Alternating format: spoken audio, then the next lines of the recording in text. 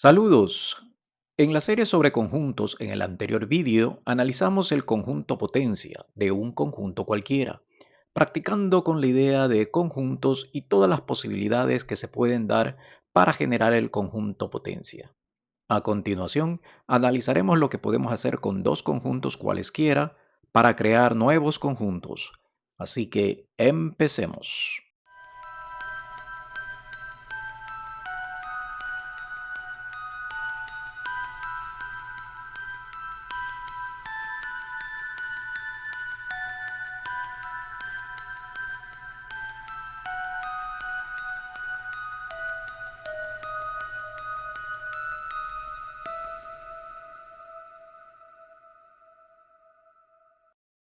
En el primer vídeo de la serie sobre conjuntos, vimos que el diagrama de Venn para dos conjuntos visualiza un total de cuatro zonas bien diferenciadas. Ahora bien, se observa que el conjunto A está formado por la zona 3 y la zona 4, así como el conjunto B está formado por la zona 2 y la zona 4. Se pueden crear otros conjuntos a partir de escoger las zonas que vemos.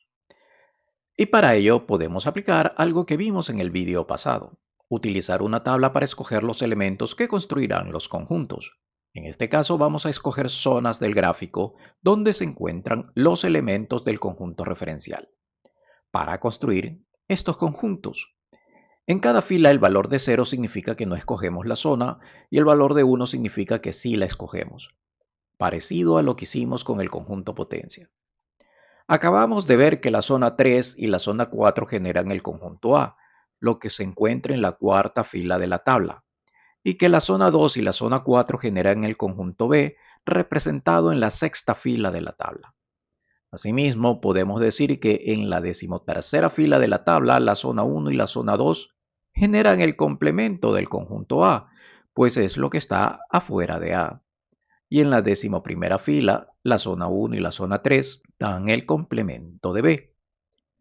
La primera fila correspondería al conjunto vacío, pues en esta fila no escogemos zona alguna para construir el conjunto, mientras que la última fila sería el complemento del vacío, es decir, el referencial, pues todas las zonas son escogidas.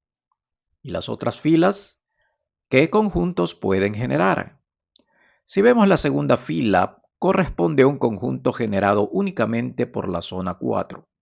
Lo mismo ocurre con la tercera fila, que genera un conjunto generado con una sola zona.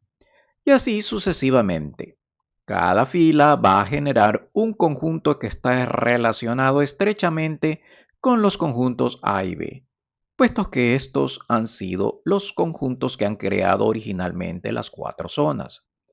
Si tuviésemos tres conjuntos, el número de zonas aumenta a 8 y tendríamos más conjuntos por generar. ¿Cómo se pueden generar estos conjuntos? A los que hemos puesto un signo de interrogación a partir de los conjuntos A y B. Este análisis forma parte de las llamadas operaciones entre conjuntos. Operaciones que van a crear estos conjuntos a los que no hemos puesto un nombre.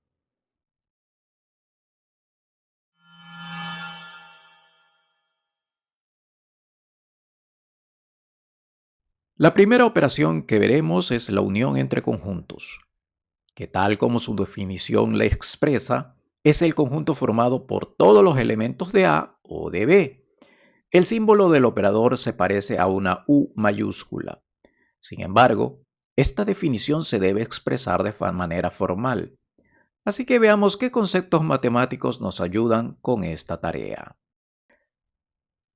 Si creamos una tabla de pertenencia a cada conjunto, vemos que el conjunto C, que es la unión de los elementos de A y de B, estaría formado por las zonas 2, 3 y 4.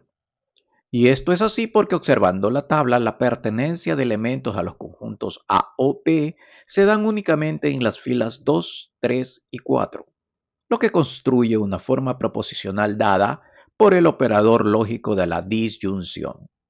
Adicionalmente, el concepto de unión entre conjuntos permite visualizar otras posibilidades, como son la unión entre conjuntos, en los cuales se sabe que uno de los conjuntos es subconjunto del otro. en nuestro ejemplo, A es subconjunto de B. El resultado de esta unión es el conjunto más grande. En otras palabras, la unión absorbe o desaparece al conjunto más pequeño. Pero, ¿por qué pasa esto? Analizamos la tabla de verdad.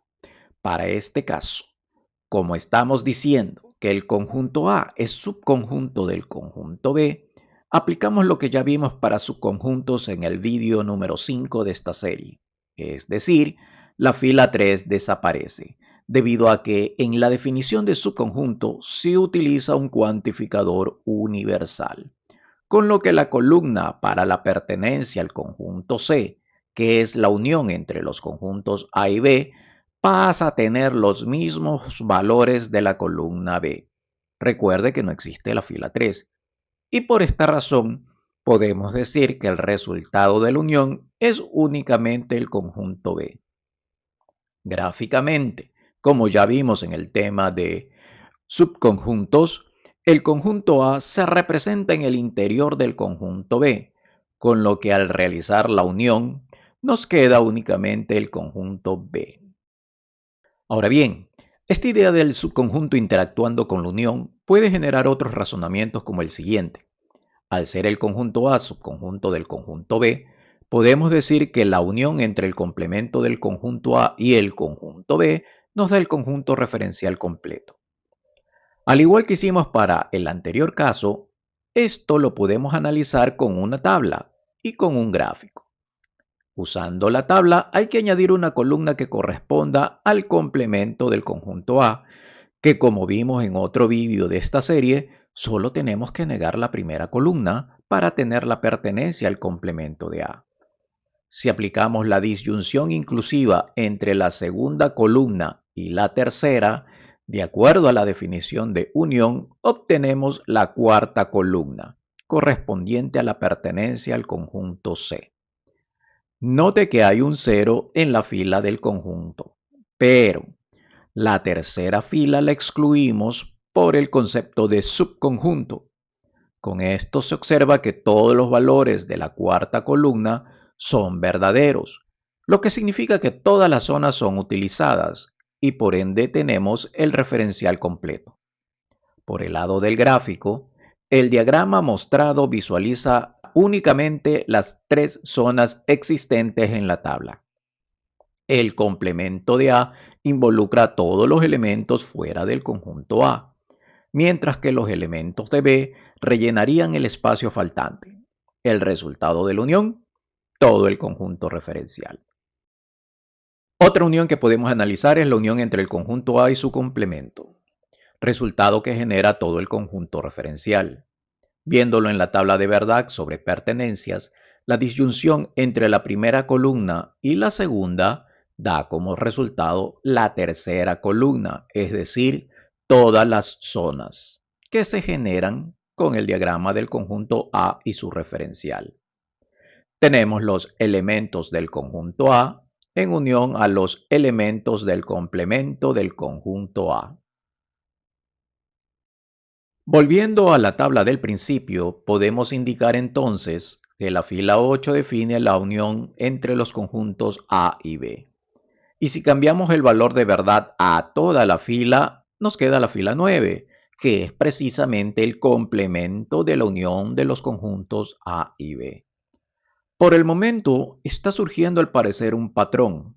En la mitad superior de la tabla estamos encontrando las definiciones de nuestros conjuntos, mientras que en la mitad inferior se encuentran sus respectivos complementos. Esto sucede porque en la mitad inferior tenemos la presencia de la zona 1, que corresponde a los elementos externos a ambos conjuntos, y que normalmente se visualizan en el complemento de los conjuntos propuestos. Adicionalmente, observamos una simetría tipo reflexiva. Continuando con el análisis de la unión de conjuntos, surge la pregunta: ¿qué pasa si la unión abarca con todo el referencial? ¿Cómo afecta esto al análisis que hemos hecho hasta ahora? Empecemos desde la propia definición de unión, dada por la definición del conjunto C, escrita por comprensión.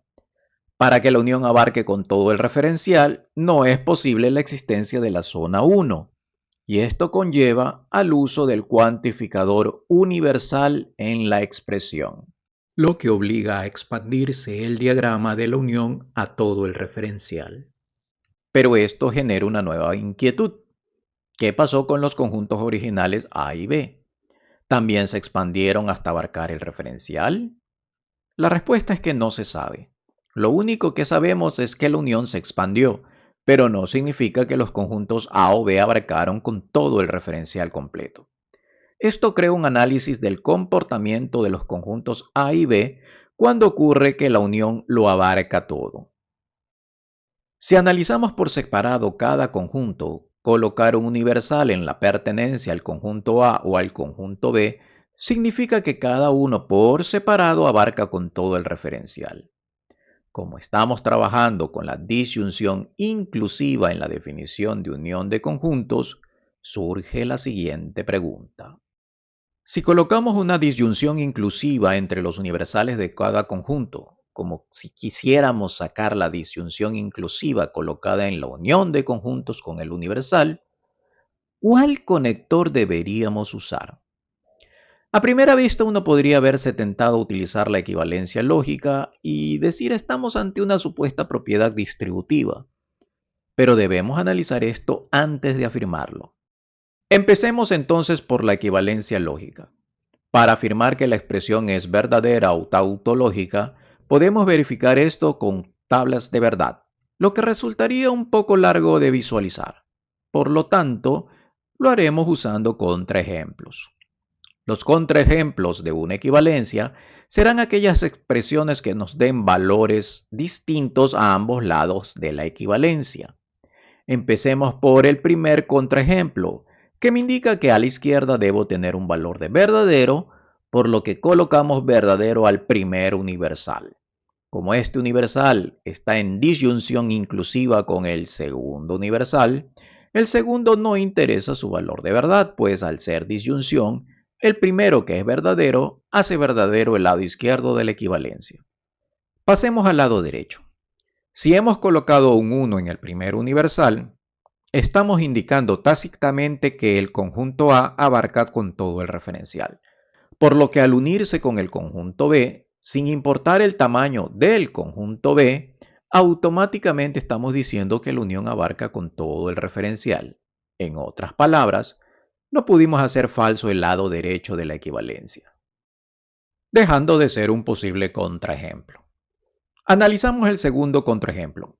En este caso, la parte izquierda es falsa y la derecha verdadera. Para que la izquierda sea falsa en una disyunción, ambas proposiciones deben de ser falsas. Esto significa que ninguno de los dos conjuntos abarca con todo el referencial.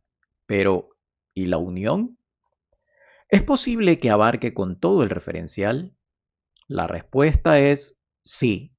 Y esto lo podemos visualizar con el siguiente ejemplo, en donde, teniendo un referencial cualquiera, colocamos un conjunto A que no abarque con todo el referencial, y luego un conjunto B tampoco que abarque con todo el referencial, pero en que entre los dos no quede un solo elemento fuera de ellos. La unión de esta forma abarcaría con todo el referencial sin que los conjuntos por separado lo hagan. De esta manera hemos encontrado el contraejemplo que me indica que no se puede colocar una equivalencia lógica entre las dos expresiones. Analicemos entonces el siguiente, que es una implicación lógica, cuyo antecedente es la parte izquierda y cuyo consecuente es la parte derecha. Para la implicación lógica, solo requerimos de encontrar un contraejemplo, y es verdadero a la izquierda, falso a la derecha. Pero este contraejemplo ya lo analizamos en la equivalencia lógica, y concluimos que si la expresión izquierda es verdadera, la derecha también lo será, y por ende nos quedamos sin contraejemplo. Conclusión. La implicación lógica es el operador que debe ir entre ambas expresiones. ¿Y la última implicación lógica que va en sentido opuesto? Pues la desechamos, porque de hecho, cuando analizamos la equivalencia lógica, encontramos el complemento para este caso. La forma proposicional que hemos encontrado con la implicación lógica se debe tomar con sumo cuidado, porque la disyunción es distributiva, pero en un solo sentido, y se puede parafrasear de la siguiente manera. Si A o B abarcan con todo el referencial, entonces la unión entre estos conjuntos también abarcará a todo el referencial. Recordemos que el condicional me indica que al revés no se puede afirmar lo mismo. Hemos hablado del universal en la unión de conjuntos. Veamos ahora qué pasa si tenemos el existencial en la definición de la unión de conjuntos. En este sentido, al colocar el existencial en la definición de la unión, lo único que estamos indicando es que existe la unión. ¿Cómo es? ¿Lo abarca todo? Eso no se nos dice, pero de que hay elementos en la unión los hay. En otras palabras, es obligatorio que al menos una de las zonas 2, 3 y 4 estén presentes. La zona 1 no es obligatoria su presencia. Puede estar como puede no estar. Recordemos qué significa un existencial. A diferencia del universal, lo único que nos dice el existencial es que los elementos que forman el conjunto dado existen. No se sabe cuántos son, por lo que lo único seguro es que el conjunto no es vacío. Por lo tanto, el existencial sobre la unión me indica que la unión no genera un conjunto vacío. Eso sí, es muy importante escribir correctamente la simbología, tanto en el uso del universal como en el uso del existencial. Las siguientes expresiones no son correctas, debido a que ambos cuantificadores necesitan de una variable a cuantificar, como por ejemplo una X, una Y o cualquier letra que defina una variable. Por otra parte, los cuantificadores no pueden cuantificar un conjunto como tal, sino sus elementos. La única forma que un cuantificador pueda cuantificar un conjunto es cuando ese conjunto es considerado como un elemento y forma parte de un conjunto más grande, como por ejemplo el conjunto potencia de un conjunto dado. Continuando con el existencial, al hablar de los conjuntos de forma independiente, el existencial sobre los elementos de cada conjunto nos indica que el conjunto como tal existe. No nos dice su tamaño, únicamente que hay elementos en el conjunto. Ahora, al igual que hicimos con el universal, nos preguntamos, ¿qué relación hay entre la disyunción de los existenciales por separado y el existencial de la disyunción? Empezamos con la equivalencia lógica. Para probar la veracidad de esta afirmación, buscaremos contraejemplos que desmientan lo afirmado. El primero debe tener verdadero a la izquierda y falso a la derecha, con lo que para ser verdadero la expresión izquierda, donde tenemos una disyunción inclusiva, basta que uno de los dos existenciales sea verdadero, como por ejemplo el primer existencial. El segundo entonces puede tomar cualquier valor. Pero como estas condiciones están diciendo que al menos en el conjunto A existen elementos, por lo tanto, si unimos A con el conjunto B, que puede que tenga o no elementos, obtenemos que la unión de conjuntos obligatoriamente existirá. En otras palabras, no pudimos hacer falso el lado derecho. Con el segundo contraejemplo hacemos falso el lado izquierdo colocando falsos en ambos existenciales, debido a la disyunción inclusiva. Pero esto indica que no hay elementos ni en el conjunto A ni en el conjunto B. Por lo tanto, no habrán elementos en la unión y por ende el lado derecho también es falso, por lo que tampoco pudimos crear un contraejemplo para este caso. Lo que significa que la equivalencia lógica es el operador que relaciona las dos expresiones. ¿Y qué pasa con las implicaciones lógicas? En este caso ya no se analizan porque la equivalencia lógica es un bicondicional y el bicondicional es la conjunción de dos condicionales en sentidos opuestos. Tenemos hasta ahora dos expresiones con el uso de cuantificadores y la disyunción inclusiva. A estas expresiones se las denomina como propiedades distributivas sobre la disyunción. Pero hay que tener cuidado en cuál se usa la equivalencia lógica y en cuál la implicación lógica. Ambas surgen del estudio de los conjuntos, pero pueden ser generalizadas, porque básicamente decir X pertenece a A es construir un predicado de una sola variable. Volviendo sobre el tema de conjuntos, estas expresiones también las podemos reescribir usando las respectivas definiciones que vimos para el universal y el existencial. El universal de una pertenencia significa que el conjunto A abarca con todo el referencial y el existencial de una pertenencia significa que el conjunto no es vacío. El primero se leería así: si el conjunto A o B abarca con todo el referencial, entonces la unión de A con B abarca también a todo el referencial. El segundo se leería así: decir que el conjunto A o B no es vacío equivale a decir que la unión entre ambos tampoco es vacío.